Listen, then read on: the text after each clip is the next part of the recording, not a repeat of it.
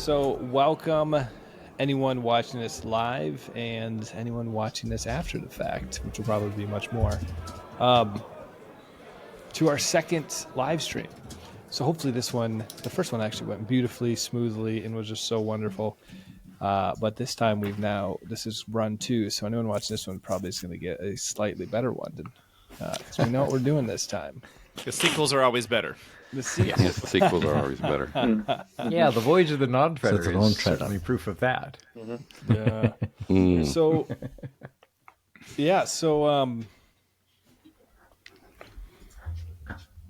Andrew, how about you kind of kick this off and tell us a little bit about the origin of the event?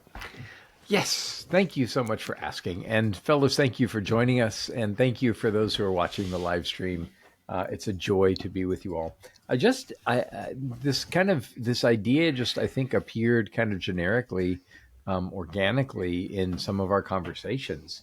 And you got to be careful of mentioning a good idea to David Bates, because then we have something like this that happens. So I was kicking around the idea about how Tolkien has Tolkien Reading Day, which is March 25th, the day of the destruction of the ring, and also the day of the Annunciation to Mary. And then they have the Tolkien salute, the toast to the professor, on January 3rd. And I'm like, well, Lewis is a professor. Why don't we toast him? And then, of course, you've got Bilbo and Frodo's birthday party on September 22nd. It's like, hey, we don't even have a single day for Lewis. How about we start a C.S. Lewis Reading Day? And that's all you got to say to David Bates. And poof, after hours and hours and hours and hours of work, here we are. So that's kind of how that all jumped up. Does my audio still sound a little low? You sound good to me. Yours is okay. Matt's was a little low for me, but I don't know, Matt, if there's anything. I was just reading the comments. So we tossed around a few dates. Our slackers. We have Pints with Slack. Our Slack channel weighed in and decided on a date. We thought about the 22nd of November, his Saints Day and Sidecar Day. But we settled on today, on Lewis's 125th birthday. And I don't know, I think it's been a roaring success. It's been great to see Reading Day flood my social media today. So cheers to everybody. And I'm drinking, by the way, Macallan 16 in a Pints with Jack glass. Pints with glass.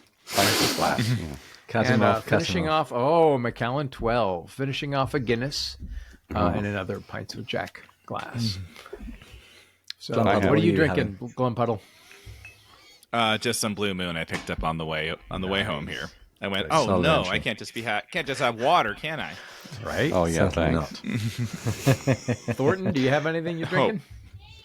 I am drinking some Irish breakfast tea in honor, I guess, of Lewis's Irish ancestry, and something to just keep me up past my bedtime here on the East Coast of 10 p.m. Very nice. Who's Irish breakfast? Which brand? Twinings. That's my go-to. Okay. Yeah. We're being dyslexic. It's a secret that I don't like to. David? It's a secret that I actually prefer Irish breakfast to English breakfast. Just don't tell the king, because won't be let back in. I am drinking some of VAT 69, which we know that Lewis drank. I bought back several bottles the last time I was in England, and I was keeping this one for a special occasion. And here it is. This is a special occasion. Now, you were drinking that 2 hours ago, or something like that. So how much have you had? No, moving on. You don't have to answer that. We are fans here of drinking in moderation, so it's sipping and enjoying. Sipping and enjoying. And speaking of enjoying things, let me share something. Please. Ooh. Dun, dun, dun, dun. So that looks like read giveaway today? books. Yeah, this is my light bedtime reading. These are the books which we are giving away. We gave away, I think, 8 of them in the last live stream, and I'm going to get the computer to generate me some more names now. So we'll do it one per guest. So, do I qualify for this? It depends if you registered. I can't see your name in here. I almost registered, and I thought, no, that would be quite. Yeah, that would be quite cricket. But the winners for this live stream are Bobby Roberts, Carlotta Aber, from the Slack, Catherine Corbin, Marcella Murphy, and simply Sarah. I will be sending you an email sometime within the next hour, and I'll send you the link to the Google Doc with all of the books that we're giving away, and you just let me know which one you want, and I will send that out to you. All right. Carlotta's very deserving. She's in our respond quickly. What did you say, Carlotta's very deserving. She's in our Slack community, and she just posted her 2023 top podcasts, and Pints with Jack was number 1 most listened to. Yay! Well, to Carlotta.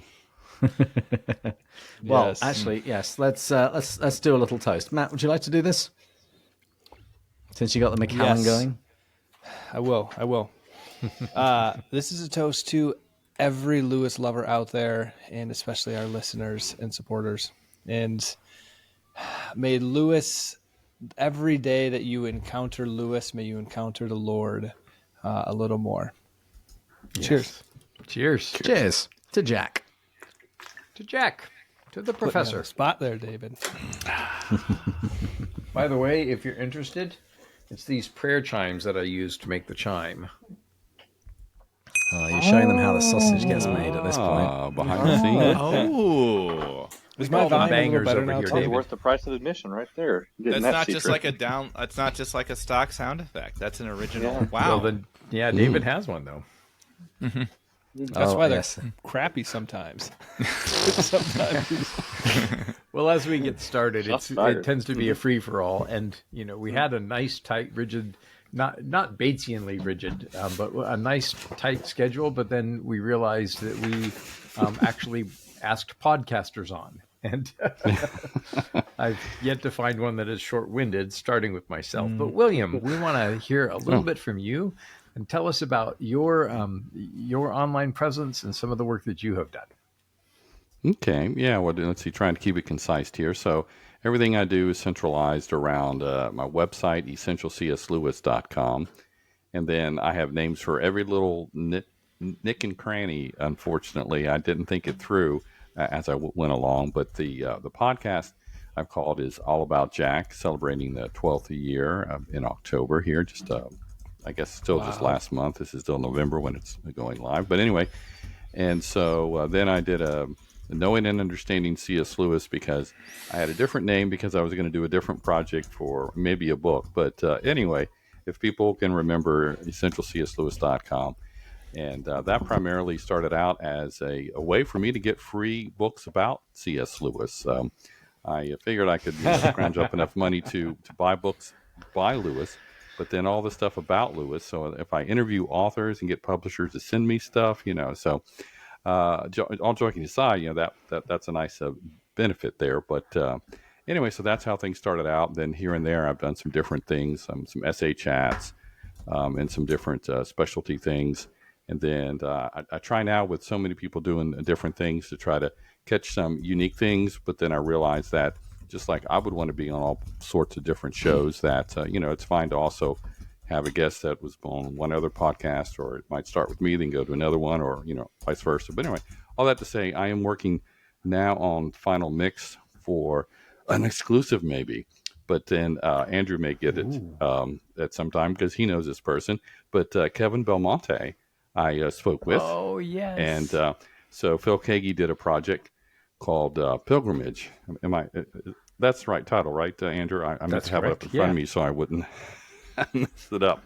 But so there were 2 songs more related to Jack, and then to Chesterton, who, Lewis was influenced by. And so I chatted with him primarily about that, but we couldn't help but talk about Keith Green and some other aspects and such. So going to be posting that before too long, and then other different things with YouTube, trying to dispel the different misquotes, because that's what now maybe people know me more so as, from the misquotable C.S. Lewis, trying to help people to understand what is not by Lewis, and by doing some shorts that then people can more easily share and find. So that's kind of a whirlwind thing about me, I guess. That's great. Well, and of Well, course, I wouldn't be here if it weren't for Phil Kagi. He was the one who introduced me to Lewis all those years ago. And then when I brought him a first edition one time when visiting him in Nashville, as listeners know, he gave me a first edition of The Great Divorce, and he signed it to me, but that book had been signed by Lewis. And so it's right there in the next room. So, by the way, Matt Nash is toasting us in his Pints with Jack glass. And some folks are saying, Matt, that your volume may need to go up a little bit. And Mary Margaret's making googly eyes at you, but there's no accounting for taste. We're kidding, Mary Margaret.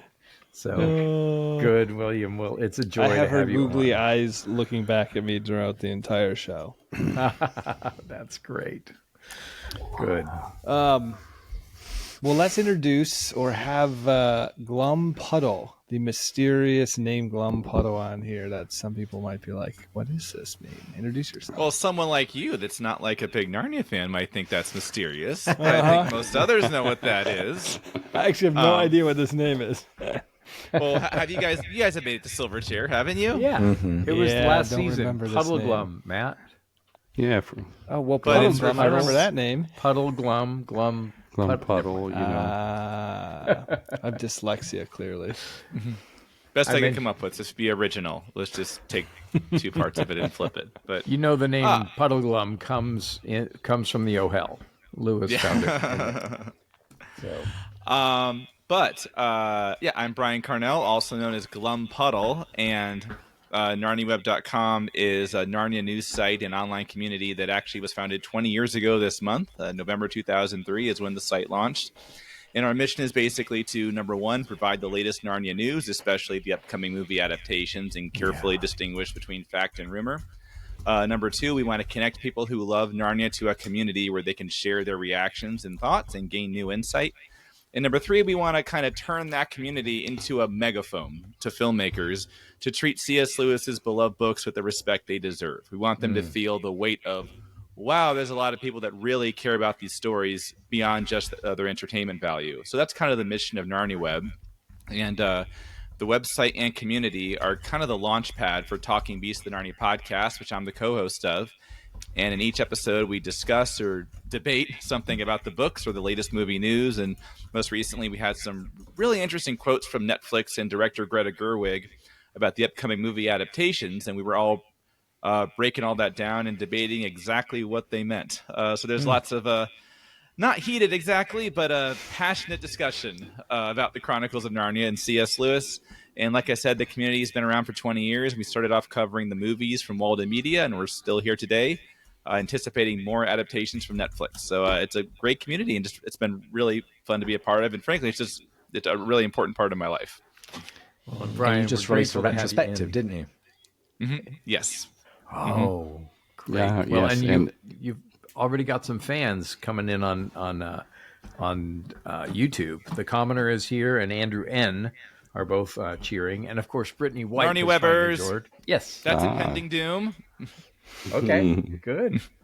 And Brittany White has finally joined us, so great to hear from you, Brittany. Hey, William, I cut you off. I'm so Brittany. sorry. Oh, no, I was just going to note that I just listened today to the one they did on the latest news and such, and it was very good. I recommend it to others, and especially they were sharing the audio clip about what some comments. I don't know if we're going to get into it, but anyway, I would just say that I enjoyed it. Hi, Great commenter on YouTube.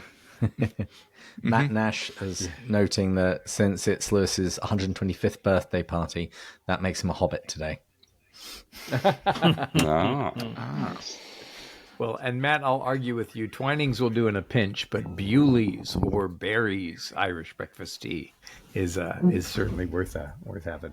Brian, we're grateful, and I certainly personally am grateful for the faithfulness and the work that you've done for a couple of decades now, and love that you've blazed the trail, and love that you're joining us tonight. So, cheers to you. Yeah, and I'm the one representing here, but there's Tyrion, aka David's the one that founded it, and Rachel, Fantasia Kitty, and Impending Doom, and Rose Tree Dryad, and Dot, and a whole bunch of others. It's a whole community. It's been a whole team effort for 20 years. I wasn't even technically there 20 years ago. It took me a year and a half to arrive, but I happen to be the Narnia Weber sitting in this chair right now. Good, good. Well, and Jake Dean has joined us from your folks as well, and so very grateful. It's a great community. Those who are drawn to Lewis, and we were thinking in the last podcast about how I wish I could just have you all over for dinner. It'd be great to be all together. Or a pint. Yes, absolutely. Great, Thornton. Yeah, well, I wanted to say thank you, David, for getting this all organized, as everyone else has said, and it's I feel very lucky and blessed to just be here with you all talking. I know I've heard many of y'all's voices for several hours as I'm walking the dog or driving taking long car rides. I know nearly 20 years ago when the Narnia movies were coming out, I was scouring Narnia web all the time for news and the chat board. So yeah, it's just really cool to bring some things full circle. And yeah, my story with the Mere C.S. Lewis podcast, it was I just had sort of had a second Lewis life. In high school I had read his biggest hits, Mere Christianity, Screwtape Letters, and then about 10, 15 years later, I was just having a real tough day at work, and all I wanted to do was just out of the blue, all I wanted to do was read The Horse and His Boy. And so just read that. It gave me sort of a second lease on life, and just kind of snowballed into reading other things, and then wanted to talk to or hear other people's thoughts on it. And I guess I blame the Apple's podcast algorithm being poor, because when I was searching for stuff, I couldn't really find anything. And so I was like, well, let me make something. And then later, on one of our most recent episodes, I kind of compared it to Lucy walking into the room and seeing an empty room with nothing but a wardrobe, and then she walks in and finds a whole new world. And I guess that's sort of how I have felt as I've gone down this path of podcasting and C.S. Lewis, and have found just a wonderful large community. And so we just our podcast with my two brothers who have joined me on it for different legs of the journey. We go through one book or one work at a time, one episode at a time, and it's been so beneficial just with my own spiritual walk, and just showing me how much I do not know and how much I have yet to learn. Oh, that's great. Well, beautiful. Well, thanks for those introductions, everybody. What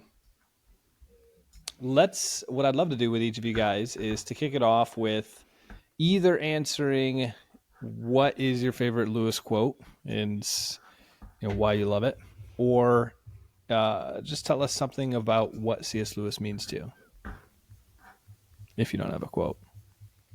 And let's start with William. You're up top. I knew you were going to do it, because I was like, I meant to bring up my quotes I shared today, because, well, it's one of those things like, asking which of the Narnia stories is your favorites. They're 7, so it's like, it's basically the one that you're reading most recently. And so I basically... By the way, let me suggest a debate topic. Which is your favorite is great, but I would love, maybe at our next common room, we can do this. Which Narnia would you get rid of? If you had to, like David had the set of 4 that he posted. If you had to leave one behind, which of the 7 would? So maybe we'll argue about that some other time. Okay. Magician's Nephew. Ah, okay. Yeah, well, yeah. It's So because you haven't read it. No. Didn't finish it. Oh, Probably true.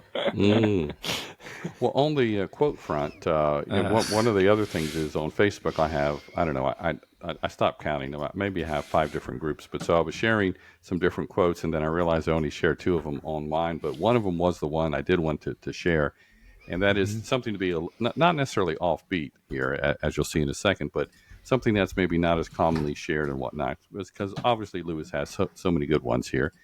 But so one I picked is from a letter that's in volume 3, I think. Yes. How little people know who think that holiness is dull. When one meets the real thing, it is irresistible. Even if 10% of the world's population had it, would not the whole world be converted and happy before a year's end? Oh my gosh. That's so Wow. good. You know, I had a chance to meet Simon Barrington Ward, who was Bishop of Coventry, but he was chaplain at Magdalen, Cambridge when Lewis was there. They used to sit next to each other at dinner all the time. And I met him towards the end of his life. And it was one of those occurrences where when you meet a really holy person, he just changes the temperature of the room. And there was such a lightheartedness and a joy. And before he left, I asked him to bless me. And I meant to get a picture, but after the blessing, I just felt concussed at being in the presence of this really, really holy person. And when you read that quote, William, it just reminded me of some of those holy people that we meet from time to time. Yeah, no, it's great. Let's go Glumpuddle. My favorite quote, definitely, is Lewis said, "When I was 10, I read fairy tales in secret and would have been ashamed if I had been found doing so." Of course, Lewis podcasters, everybody starts nodding immediately. Now that I am 50, I read them openly. When I became a man, I put away childish things, including the fear of childishness and the desire to be very grown up. I found that quote, it just really, really resonated with me the first time I heard it. And I've kind of carried that with me ever since, which is why I act such a fool in public, I guess. But that's really had a huge influence on me. And then, yes, exactly. I saw that. Oh, okay. You couldn't find a stock image. I did it justice. So you went, you know what? You can step in.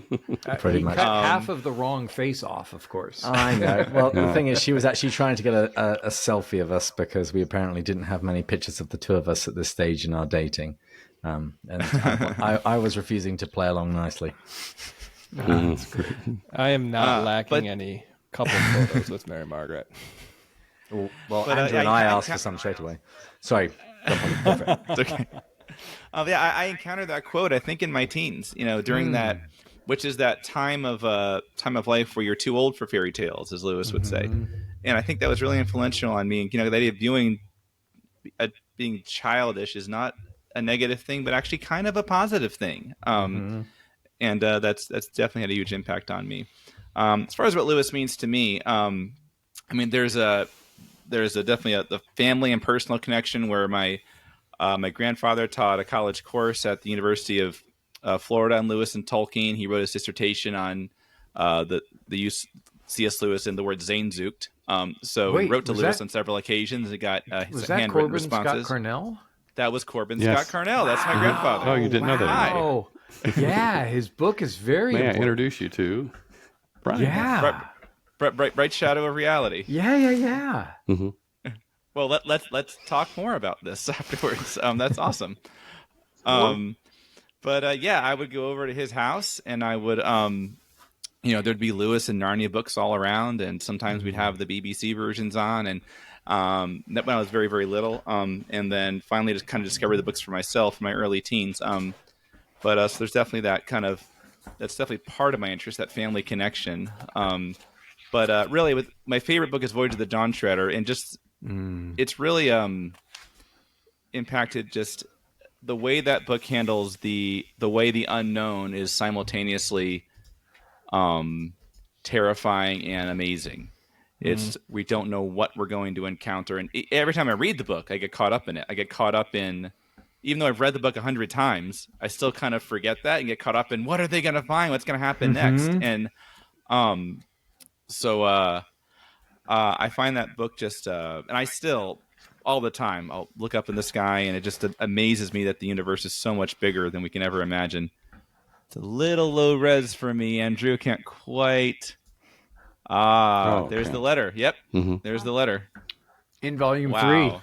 Yep, One of the many. Actually, that letter's at. I think that letter's at Wheaton College. I think I couldn't quite read what you had there, but I've actually held the physical letters on display at Wheaton College. Fantastic. So I think the books also present a monarchy that's actually working the way it's supposed to. And there's a lot of completely valid reasons to be kind of skeptical of the monarchy, because absolute power corrupts absolutely, but there's something refreshing about seeing a version of it that's actually working the way it's supposed to, because it has this fantastical figure Aslan on top of it that actually makes it good. And in these dark, cynical times, I just find Narnia to be such a breath of fresh air. I desperately need every day. So that's kind of what comes to mind when you ask what does Lewis mean to me. You know, there's a Lewis connection to the monarchy. Ross Wilson, the sculptor in Belfast, who made the sculpture of Lewis the Seeker. I spent some time with him in Romania a couple of weeks ago, and he was actually asked by King Charles to do his portrait, and included a little booklet that he had on the writings of Lewis. And Charles sent word to him that he was getting all of the Lewis that he didn't have, and he was going to reread it all. This was several years ago. And so, so one of us has gotten to the king, and let's hope it has a good effect. Awesome. Well, let's round it out with Thornton.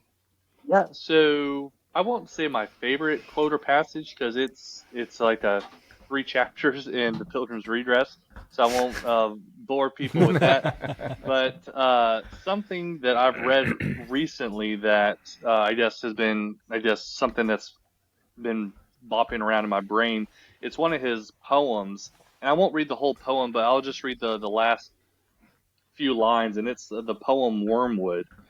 And it says, how should man live save as glass, to let the white light without flame, the Father, pass unstained, or else, opaque, molten to thy desire, Venus infernal, starving in the strength of fire. Lord, open not too often my weak eyes to this. And so I think in classic Lewis fashion, he just in a few lines, just really can humble a man and just show us how we stand in light of eternity and the Father. And so so that's one that's been recently speaking to me. And of course, one that refers to Ungit. Everybody take a drink. Infernal Venus, I knew it. Yeah, you've had a bunch of episodes in the run up to today. It's been really nice to be introduced to more of Lewis's poetry, because I hadn't touched any of it until literally last season when we had a poetry month, and then I sort of took it down in great gulps. And we're still trying to convince Matt that he needs to get. And we're still trying to convince Matt that needs to do more poetry, particularly now he's got a girlfriend. He really does. You know who's a great champion? In her head. She's watching this. Get him to write you a sonnet. Yes, absolutely. Matt, I'll help you. I'll help you write the sonnet. A huge proponent and defender of Lewis's poetry and the quality thereof is Malcolm Guite. And so don't let anybody say that Lewis is not a great poet or a good poet in his hearing. And so maybe we'll get him on at some point. So yeah, thank you for mentioning the poetry. There's one, I want to pull it up really quick. One of the poems I think that speaks so eloquently to our current age is Readjustment, which is not one of his famous ones. I mean, you hear about the reason and imagination all the time.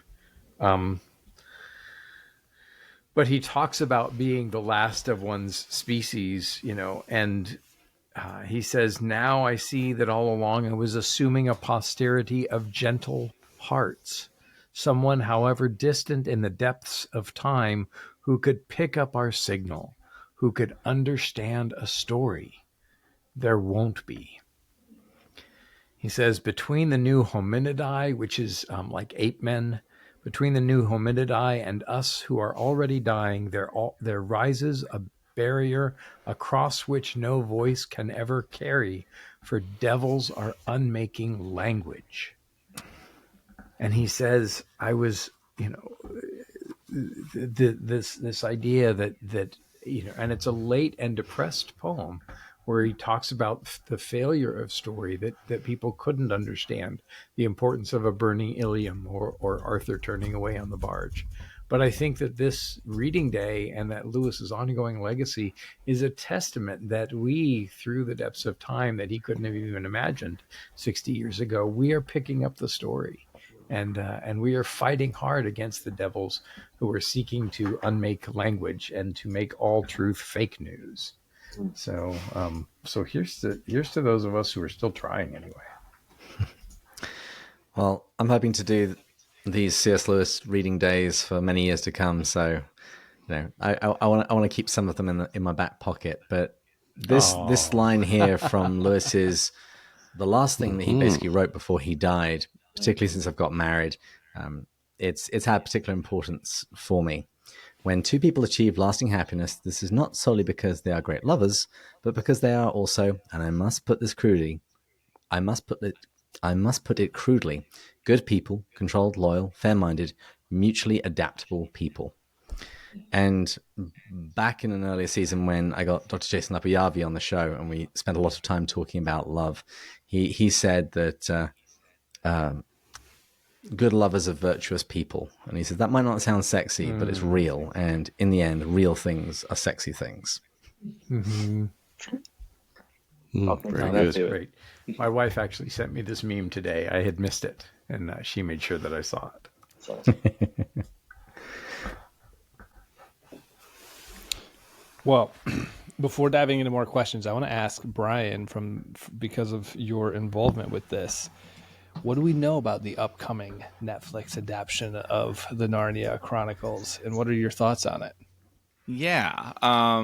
So don't actually know very much, but that doesn't mean there's not much to discuss and debate nevertheless. The two big things we know are Netflix and Greta Gerwig.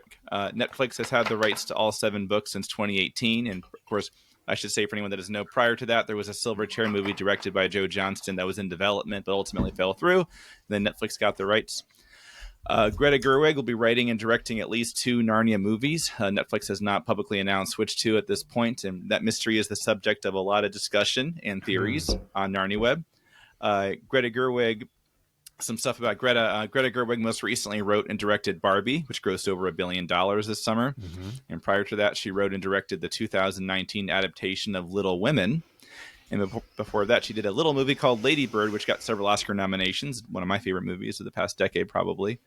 So Netflix and Gerwig, that's what we do know. That's about it. What we don't know is any kind of timetable. There's no release date. We have no idea when these are coming out. We also, like I said, don't know which stories they're going to start with. And it seems like Gerwig herself is still very early in the writing process. Recently, she was talking about Narnia and said that right now she feels like she is in the wood between the worlds, which caused many Narnia Webbers to say, well, she must be writing The Magician's Nephew. I'm sure that's what you thought, Matt, right? You immediately thought, oh my gosh. That's literally what I thought, actually. she must be writing The Magician's Nephew. That's what she's thinking about. The wood between the worlds, one of the coolest ideas in all the 7 books. I personally did not take it that way. I think she was just making a playful metaphor about the fact that she's very early in the writing process and still trying to figure a lot of stuff out. In that same interview, Gerwig said that the Narnia books had meant a lot to her in her life, and she described C.S. Lewis as someone who had a lot of profound things to say. Another interesting quote recently came from Netflix film chief Scott Stuber, and he said that right now Gerwig is working to, quote, break the whole arc of the Narnia series. And again, many different Narnia Weber interpretations of what he meant by that. My reaction is he was really just talking about the fact that there's not much of a narrative flow between the books, whether you read them in publication order, which is the right way, or chronological order. Here. There's still not. It's not like one book leads into the next, like Harry Potter or Lord of the Rings, and just referring to trying to figure out what are we going to do as a movie, what are we going to do as a series, what's kind of our master plan. I think that's all he was trying to say. But that's all. That's where we are right now. Like I said, very few confirmed details, but lots to talk about and debate nonetheless. And with NarniaWeb.com and Talking Beasts, we want to create that megaphone for Netflix and the filmmakers. We don't necessarily want them reading all of our posts and saying, oh, they're saying they want this scene or this character or this line. That's not my desire. The idea is just to make them very clear that, wow, there's a lot of people that this is really, really important to. We should not treat this like paper plates. We should treat this like good china and give it the loving care and attention it deserves. Nice. So that's where we're at right now. We'll see what happens. I mean, whether whether the adaptations are good or bad. Obviously, I desperately want good Narnia adaptations and good movies, and if they're not good, I'd rather them not be made at all. But regardless, I'm looking forward to the experience of anticipating it with Narnia Webbers and getting into those discussions about, something that works great in a movie might not necessarily always work in a book, and vice versa, and figuring out how do you make sure that you've captured, even though you have to make some changes and lose characters, add characters, shorten this, lengthen this, all the usual things you got to do to make a book into a movie. How do you make sure the essence is still there and that it's still something that earns having Narnia, earns having C.S. Lewis's name in the credits? Yeah. So I'm looking forward to going on that journey once again. Brian, I'm glad that you brought up what you did. Yeah, go ahead, David. Yeah. I was just going to say the main message I want to get to Netflix is that I am willing to shill for you if you buy me a ticket to New Zealand or send me to a premiere. I just want to say, I'm going to say it's great. It doesn't matter. Pluralize that pronoun, David. I did see a quote not long ago about, actually, Greta Gerwig grew up in Sacramento, which was where I grew up as well. Went to a Catholic high school and saw that quote about Barbie being a very old story about a woman who wakes up in innocence. And then, so she has this kind of sense of a biblical narrative. And so I'm pretty hopeful about that. I also love, you see it in Genesis of a Medieval Book, you see it in Discarded Image, both early and late, and you see it in, I'm sorry to say it, in the postscript to Till We Have Faces, where Lewis talks about the medieval method of authorship, and that an author is not trying to be original. They're trying to take a story that everybody knows and lop off the bits they don't like and add on the bits that they do like and pass it along. And so Sir Thomas Malory, in kind of gathering from Berulle and Chrétien de Troyes and the Celtic legends and Monmouth, and gathering all the Arthurs and kind of making a cohesive whole, I think it's the right of a director to go ahead and not slavishly tell the story, but to retell the story to some degree in a way that seems to them true. And I think that Peter Jackson went pretty far down that road and did an okay job of it. Andrew Adamson, of course, saying, by saying that he didn't reread Narnia, he wanted to film his 10-year-old memory, his memory of him as a 10-year-old, reading the books for the first time, and so I respect her right as a director to make a new thing out of that story. But I do hope that she understands it. I hope that she gets it. I don't think that Michael Apted really got the Voyage of the Dawn Treader whatsoever, and that was I would say I wouldn't want to throw Michael Apted under the bus too much. I think he was caught in a very difficult situation of a lot of cooks in the kitchen, and it's sounds like we had pretty much the same reaction to the movie, but I wouldn't want to put too much of it on Michael Apted's shoulders in particular. I'll condemn all of the cooks. I went to the midnight showing of Voyage of the Dawn Treader, and I probably like that movie the most because I love that book the best, and I had no idea what was coming next. I turned to my friend at the midnight showing and said, well, I'll never have to go to one of these movies ever again. And but I I like think what that, you yeah. Oh, I would say the point you're making about adaptation. I had the opportunity when I was at the Wade Center last month. Andrew knows these people, and some of the other here may as well. But Crystal Downing, one of the co-directors, and then Charlie Starr and Terry Glaspie. I had Northwind Seminary. It's a shout out to Northwind Seminary. Shout out to them. There, so definitely. Cheers to them. But yeah, so I recorded an hour, and we just had an hour. We probably could have gone on for like 3 hours, but each of them have a great perspective, understanding of the arts. Crystal has done some great work in terms of film. Obviously, I'm going to forget the right words here, but she knows how to critique film, and she's written books about it and various articles in terms of her specialty. Yeah.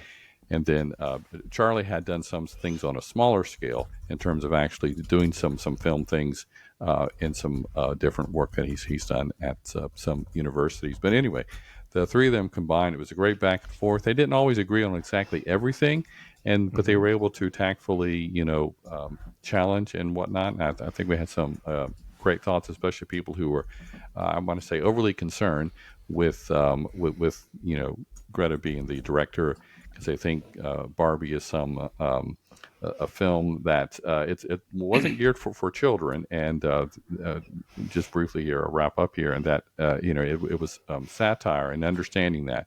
So I think they made some good points about that.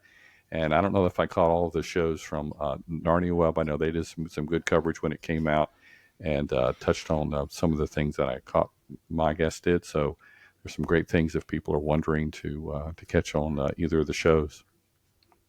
Yeah, I particularly recommend Glumpuddle's review of the other things that she's done and the reactions to it, because I think that's really the best way of having some idea of what she's going to do, just seeing what she's done, particularly with previous adaptations like the Little Women one. And it's tough because again, she hasn't done anything like Narnia before, which I find really exciting that that she's doing something. That's why we've gotten several quotes from her saying that she's terrified and literally having recurring nightmares about this movie. She's obviously really, really intimidated by it, and she should be. Exactly. If she had felt herself sufficient, it would have been a proof she was not. To me, like Greta Gerwig is a very weird choice to direct Narnia. And again, like I absolutely loved Lady Bird, so she's made a movie that I dearly, really, really love. But I never would have predicted her as a choice to direct Narnia. It is a weird choice.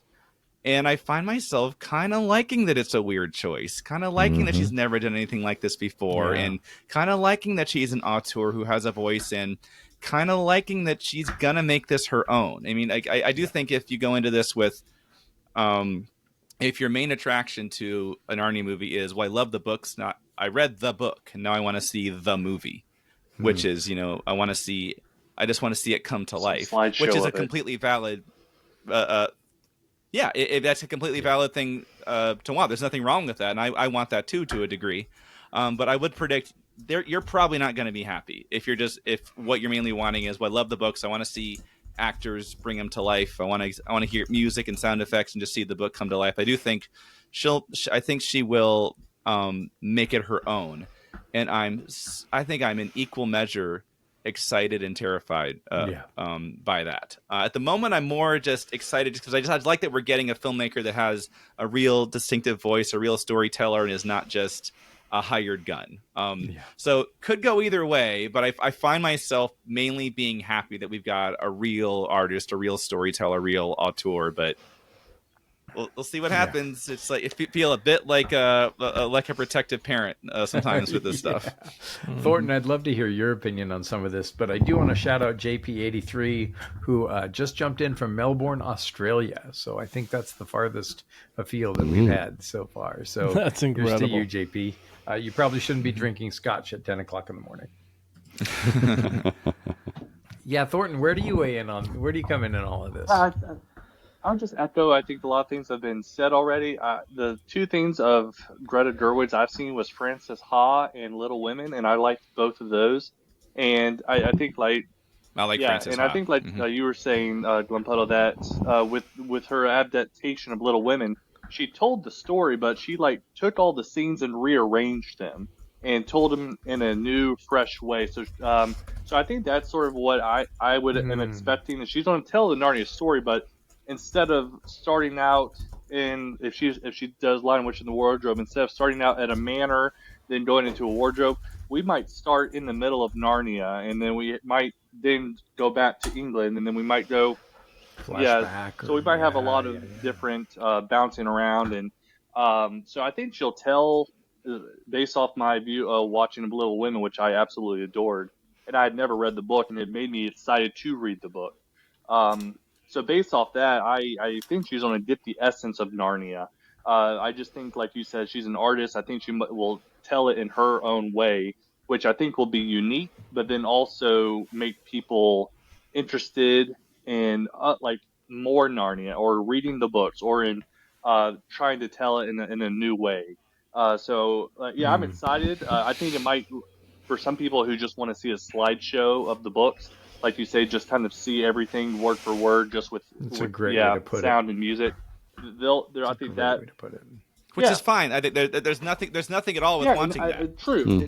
Watch the cartoon. I think I think for that you have the BBC version and the Walden Media version, and so now I think it's cool to have this opportunity to have a real fresh breath of air into it, and with a strong potential to make people really excited about this series who aren't already excited about it.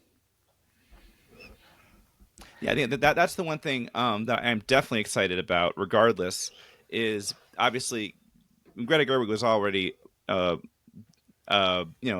well-established filmmaker before Barbie. Her both Lady Bird and Little Women were nominated for Best Picture at the Oscars, but Barbie's made her much more mainstream. And whatever she does next, apparently Narnia, is gonna start a cultural conversation. People are going to be paying attention to it, and the kinds of people that otherwise would not have given Narnia a second thought.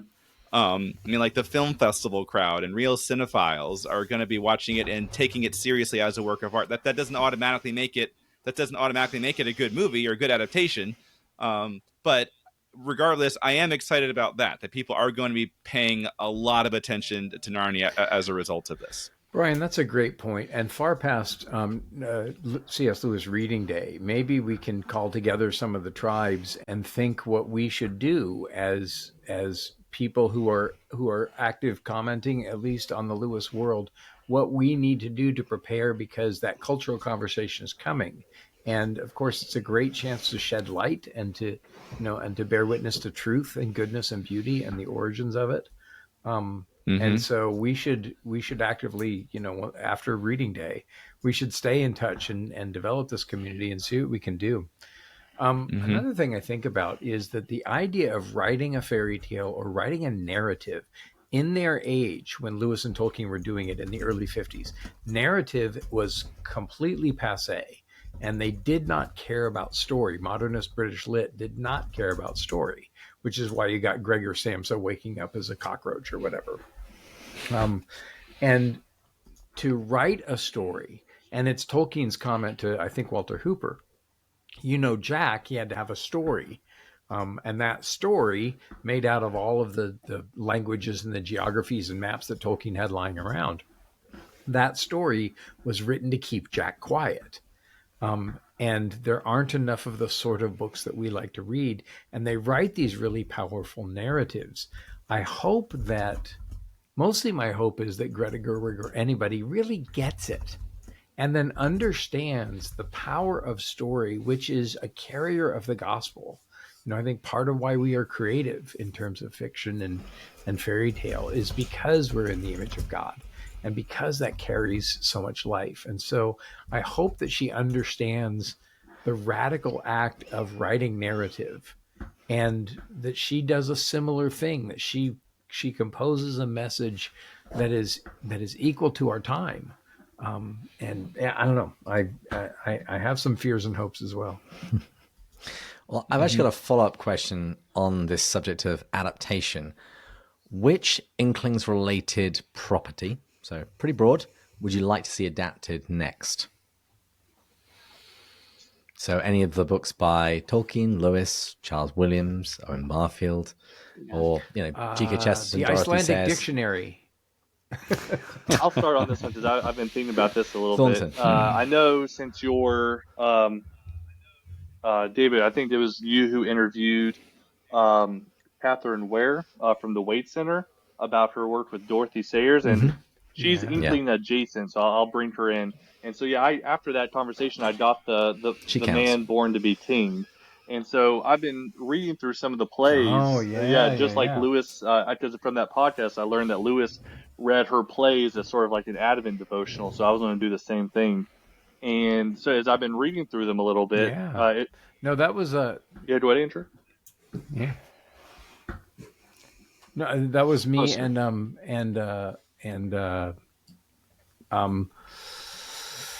Crystal Downing. But y'all reading through it. Yeah, so I've been reading through it now, and it feels like The Chosen for the 1950s of sorts. And I really love the language and how she structured things. And so I would really love to see a revitalized radio play or radio drama of these plays. I know I've listened to a Scrooge podcast radio play with Ben Barnes and John Rhys Davis. So, and that's really been really cool. So I think something like this for the Christmas season would be a really neat, new thing to do. I'm having a hard time with the question. Just like, I'm sorry, David. Yeah.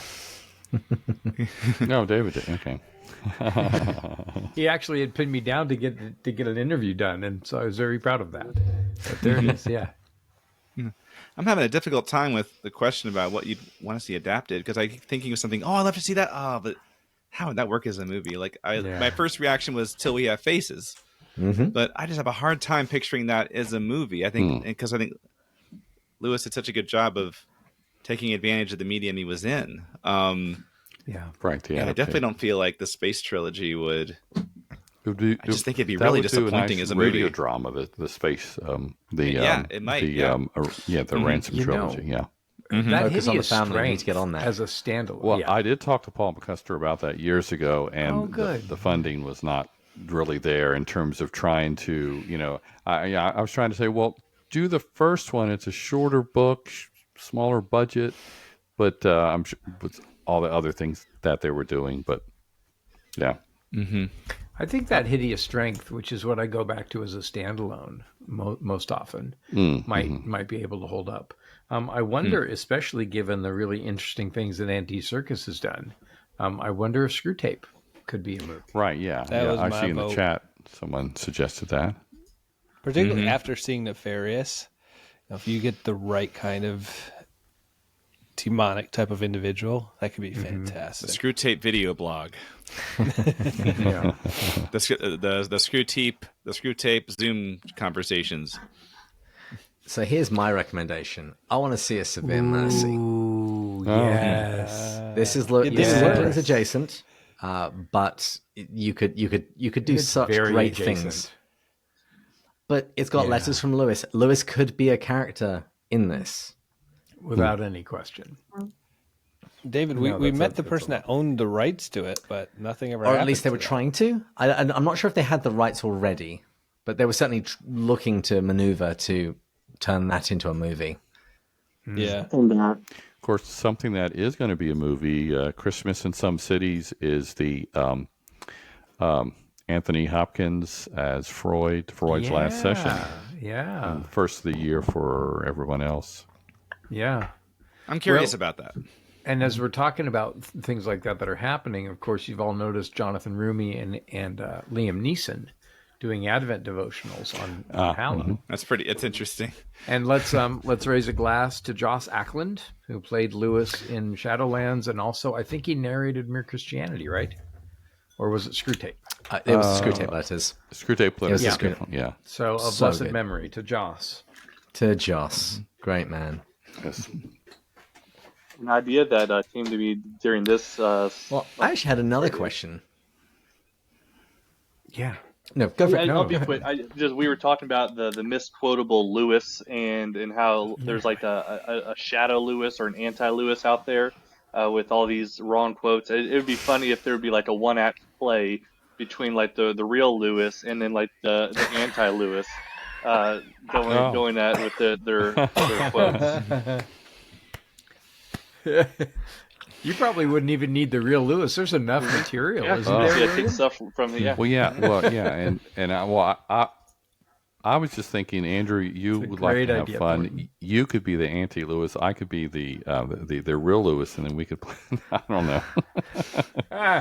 Oh goodness, yeah. I think Well, we should you know, make this happen. Awesome. I would do that, but David's but listening. I don't. We can't have ideas like I think this. less. I don't. I think less of myself.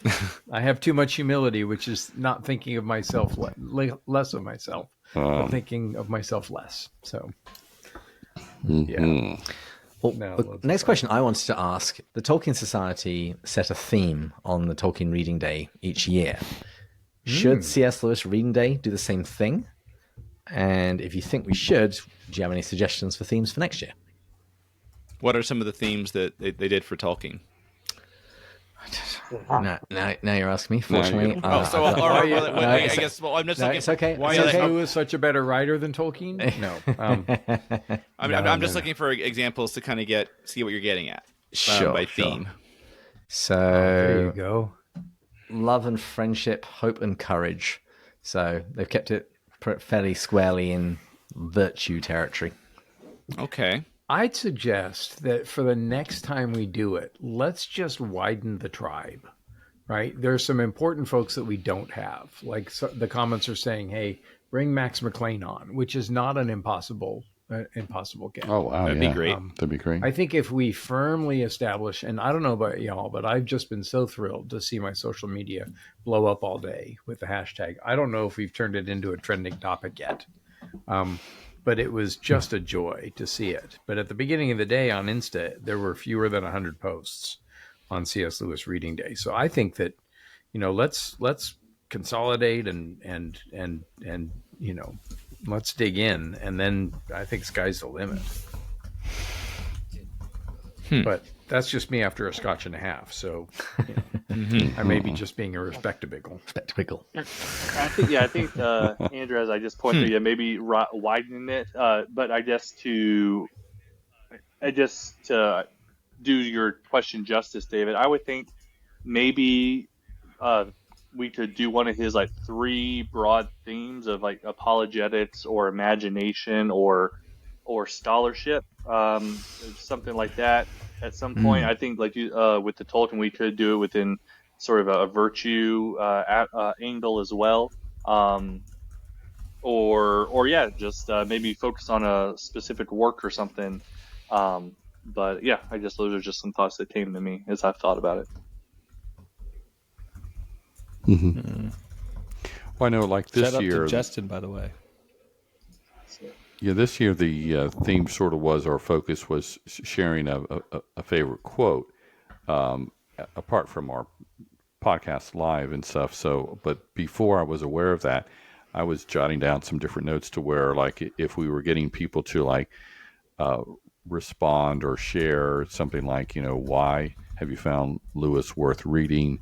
What impact or insight has been the result of reading him, and then what person is currently reading or plan to start reading, or maybe from this something they hadn't heard about and that they want to read. When I was a high school teacher, we did a little campaign and it turned into something. And it was hashtag, why Houston Christian, which is the high school I taught at. So why C.S. Lewis? And then just, have people and make that a trending thing, have them hashtag that. Why C.S. Lewis? And you could probably get to, to Jonathan Rumi or Liam Neeson or others of that level, and they would, So maybe a question. I do have a very particular set of skills. You do have a very particular set of skills when it comes to getting everybody in the Lewis world. Yes, David Bates will find you. He will get you on the live stream. My favorite still to this day is Sister Miriam James, how you pulled that one off. He emailed and then finally takes like a 2-minute clip and clips it and sends it to her of me nerding out over one of my favorite books that she wrote. And finally I want to say begrudgingly agreed to come on after David pestered multiple times. Yeah. The funny thing is that wasn't even my end game. I had her cell number. I was ready to use it. Yeah. No. Ace in the sleeve. Yeah. So, Carlotta and Mary Margaret agree with David. Jake says yes to themes. Matt has an interesting suggestion that got some traction. Maybe picking different periods of his life. I just saw that. And so, the young Lewis. Let's do there's something so important about the teens. And then I see that that my friend Justin Wiggins has jumped on. So nice to see him on the feed Justin. as well. Oh, yes, yeah. So, hey, Justin. Yeah. I haven't seen Justin since Montreat in the beginning with Phil and Daniel. Remember we sat on the porch with Douglas Gresham. Yeah. And everybody. So some kind of framing device, David, I think is a fine idea. That would be interesting. Yeah. That was really helpful. Thank you. Because needless to say, I've already got some documents up and I'm planning next year. Guys, he's got show notes written for season 9 already. We're on 7 right now. I thought you were going to say 19. Well, William, we wanted to ask you a specific question because you've going back to the beginning with your podcast and all the content that you put around with that. Is there any like lesser known thing of Lewis that you found really interesting throughout your time doing this? Sure, yeah. Well, I mean, there's a variety of things that you can pick from, even by avoiding the ones that are more well-known per se. One that is an essay that, if people know any essays, I do want to briefly encourage for those who maybe haven't gone into them, and that is, of course, The Weight of Glory. But one from that collection that is not as well known is On Forgiveness. I had a chance to chat with the lesser-known Lewis podcast.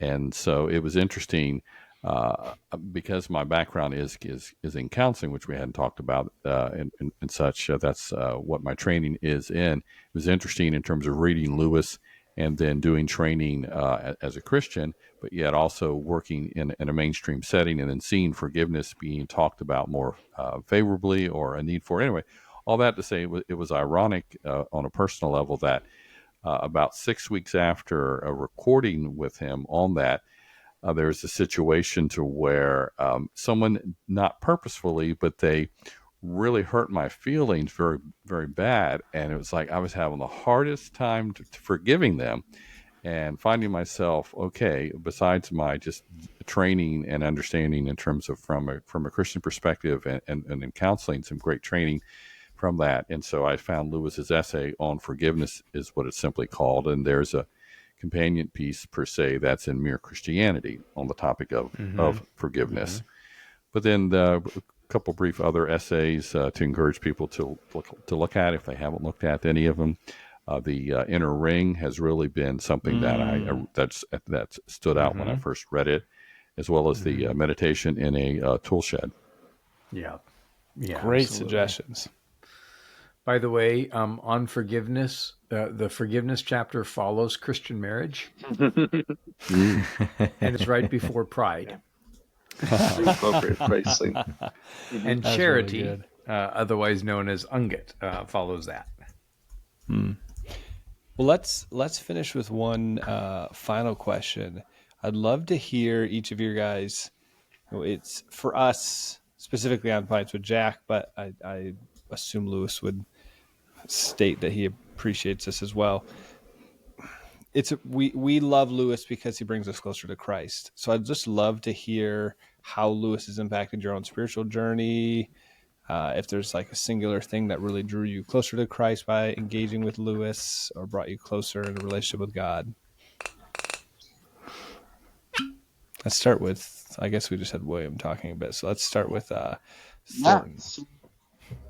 As I've read more and more Lewis the last 3 years, he has felt like a mirror, sort of reflecting the light, and so which has just made me hungry to, I guess, seek after the light that he's reflecting more.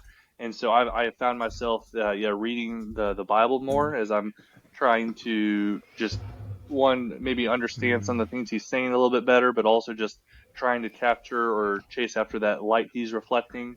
And then I think a lot of his essays and some of his works like Mere Christianity, I kind of view as like pastoral theology, sort of like on the ground ways to understand the Lord. So we've done a lot of essays recently on prayer, and so those have really challenged me to be serious about my prayer life and maybe try, because I'm coming from a Pentecostal evangelical background, so trying to do some more formalized prayer. And whether it's praying the Psalms or doing what Lewis calls festooning the prayers, where you take something from Scripture and then you sort of ad lib on top of it. And so, yeah, I think just sort of doing more spiritual practices and thinking a little bit more deeply about faith and just diving deeper into the Word has been some of the ways that He's helped me become more like Christ and to be more familiar with my relationship with Him. That's fantastic. As an How about you? Episcopal Thornton, I came from no tradition and then came from a very extemporaneous tradition. The daily office, the set prayers, and I'll throw up a link. There's a great little prayer book called Hour by Hour, which is really super short prayers, but it's morning prayer, noonday prayer, afternoon prayer, evening prayer, Compline. Super short, takes 5 minutes to pray it, but it has been, my spiritual director recommended it to me, and it's a great way to kind of get into the more liturgical or formal and pre-written prayers in a way that I think is pretty safe. And that's one of the things that I love for my evangelical tradition is I get to avail myself of any tradition out there and use it to draw me closer. And so, yeah, and I think that Lewis is a great light for that. So I just threw that in our chat. Thank you. Yeah, I'm checking that right now. It's super thin, and yeah, it's pretty easy to use. Thanks, Kendra. What about you, How about Brian? yourself? Yeah, I think about the best way to approach this question. For me, it comes back to kind of what I think Voyage of the Dawn Treader is about. In that Reepicheep's the excitement of there being something else beyond the world, and not just the excitement at that idea that maybe what we can see and touch, maybe there's something more. It's not just the excitement about it. It's the kind of the need for it, the need for there's got to be something else. And that has really got me, to me, that's kind of the central idea behind Narnia in a way. And that Lewis came back to in his other writings again, the idea of longing, the idea of Sehnsucht, and the sense that knowing intuitively that there's something wrong with the world right now. Yeah. When we turn on the news and we see things going so wrong, and intuitively, and Lewis believed, that we know we have the sense there's something wrong because, like he said, what was he said? Something like a man knows what a crooked line looks like because he's seen a straight line. He says something like that. Yeah. And I think when I just kind of talked about before with in Narnia, we have a monarchy. We have humans ruling the world, and what they say goes. They're kings and queens. But you have this fantasy figure, Aslan, over it that makes it good, and how it's so refreshing for me to see that and to wanting that to be true. And so on a spiritual level, for me, what Narnia has done, it's really made me, I think, during dark times in my life, whether it's something with me personally or something I'm seeing in the world, it's given me this kind of context to put those dark times in with, hey, maybe this isn't the way it's supposed to be. And maybe there's something else, just even the idea that maybe there is something more than what we can see and touch is something that's been, that's been a really important idea for me. And I think that's probably, for me, to sum it all up, why have I spent so much of my time on the Narnia in particular? I think that's what I would say. That was beautiful. Thank you for that. How about yourself, William? Yeah, for me, I mean, there's a lot of different things I could talk about, but I guess the best way to summarize it is as follows, and that is Lewis early on, as for me, it was actually my late teens as a senior in high school when I first read The Lion, the Witch, and the Wardrobe, and then on to Screwtape, and then I did mean to plug earlier when you're talking about lesser known, but this is a nice collection from the early 80s, and this is my original one, to where Lewis has been, was from that point on, essentially a mentor to me. And like that book there with the different readings, all nonfiction, I definitely do enjoy the nonfiction. I mean, the fiction, but I was more of a nonfiction person. And so Lewis was able to touch on a variety of things and then help, in kind of spiritual guidance. And then after, still reading him through the years, but it was around 20 years ago when I was big life transition, a lot of things happening, kind of chaotic. And so I found, though I didn't, lose my faith or do any crazy stuff, but that he helped reground me in certain aspects of my faith and in terms of growing and then going back to some of the things I had read earlier. So the best way for me would be to summarize it as like a mentor or a friend that you would that's he can't be your friend, but because of his writings, you can just learn so much from him. Mm-hmm. I love that. David, anything else here as we wrap this up? I'd say let's wrap this up. I have much more to say about Lewis, but I always do. I just want to say, I gave a different answer last time, but I did want to say that, and all joking aside, my work on Till We Have Faces has helped me to understand how important the love of God is in all of Lewis's work, and I think it's central. I think that's his main aim, but that's helped me really try to grapple with the love of God. And I spent the last 18 or so years working on Till We Have Faces, mostly because I want to see that I want to get a clearer vision of God's love for me. And that's part of why I chose this vocation, is because Lewis's charity and clarity, his desire to make things clear, and mostly his desire to make clear the love of God, has been a guiding light to my own personal theology. Yeah, exactly. Why should your heart not dance? But I think that as a priest and as somebody who spent the last 3 years adjacent to Washington, D.C., and as somebody who's in relationship, I think that the theme that Lewis sounds most and that we most need is the love of God. I think if any politician or any priest or any human, what is it? What do we most need? What do we need, Andrew? Cliffhanger. We need it. You cut out right as you said what we most needed. Yeah, what do we need? What we most need is a sense of God's unrelenting tenderness towards us. Oh, amen. I think that would change our politics. I think that would change our devotional life. Answer. I think that would solve Israel and Hamas and Russia and Ukraine if everybody understood God's love for us, which is, I think, Lewis's main theme. And that's completely changed the course of my own life. And that's part of why I pursued ordination, is because I want to be paid to do for a living what I want to do anyway. What Lewis taught me how to do was to see clearly and then communicate and live into the love of God in Christ for us. And that's the most important thing.